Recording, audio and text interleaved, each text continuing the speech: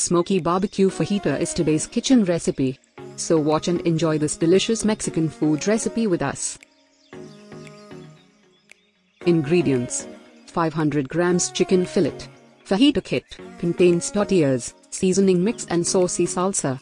1 red onion, sliced. 2 peppers. Crispy lettuce. Method. Step 1. Heat a little oil in a frying pan and sizzle chicken over high heat for 5 minutes or until cooked thoroughly. Then add onion, peppers, and seasoning mix, and sizzle for a further 5 minutes.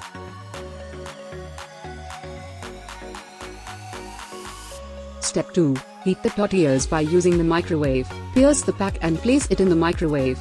Heat for 35 seconds on full power. Open the pack and separate tortillas.